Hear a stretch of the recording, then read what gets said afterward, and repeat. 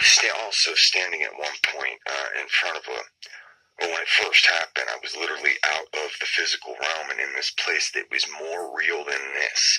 I mean, the consciousness level was so much more heightened than this in the awareness. And I was standing before this cross that was eternal. I mean, it had no limit to its height. And I remember understanding it as like the what I related it to is the Vietnam Memorial Wall. It was like a memorial, only this one stood for all of eternity. All of eternity this thing was there for. It was so like that, I can't describe it to you. And I remember, for a minute, I guess, being aware of a couple of the presences, but I couldn't see them or make them out. And that was right when I was translated to this place. That's the first place I was at. And then all of a sudden I was standing before the light and had the experience. I got it out of order here, but that's how it worked. And then anyway, on the way back, I remember seeing, I clearly remember this being shown to me and seeing this with my consciousness, and I'm telling you, the level of consciousness and how vivid it is there's no words to describe it, overwhelming. But anyhow, I saw this earth, and consequently, I guess this is in Revelation, you know what I mean? There's this earth. It's a new earth. It was a new earth, man, and it shined like a diamond. It was the most beautiful, pristine, untouched by corruption thing you've ever seen in your life, where love rules and reigns, and it is the currency and everything.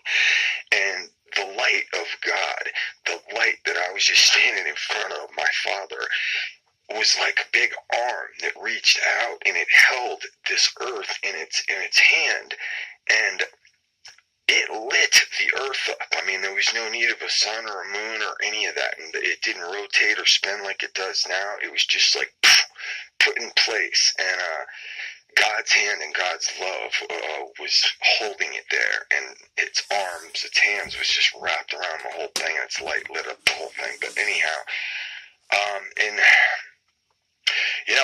I'm not sure, but I think I also heard, and I believe I've heard over the last 12 years when I relived this, follow me and watch is what I believe Jesus said to me, follow me and watch, so I don't know what's going on, guys, you know what I mean, but it sure looks like everything he said was going to go on to me, okay?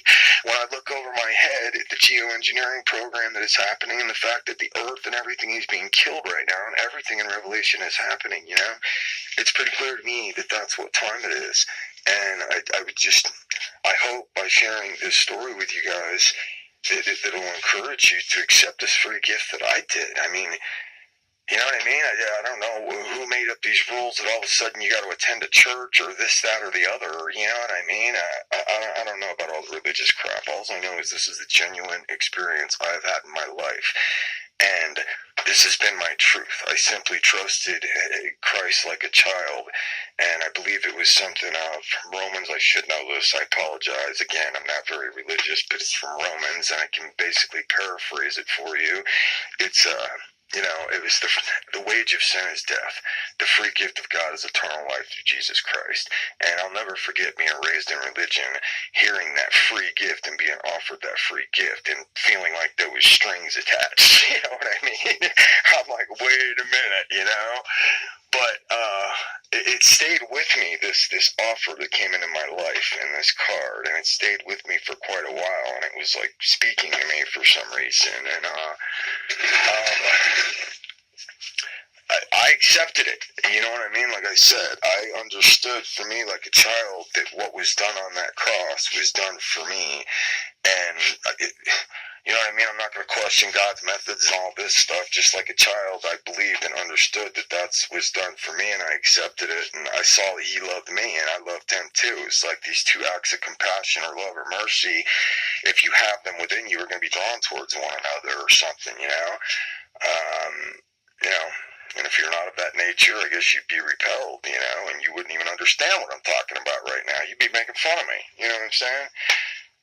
You're not of the same nature, But anyhow, for those out there that hear this voice, voice in the wilderness, I hope it meant something to you. Godspeed to all of us. Peace.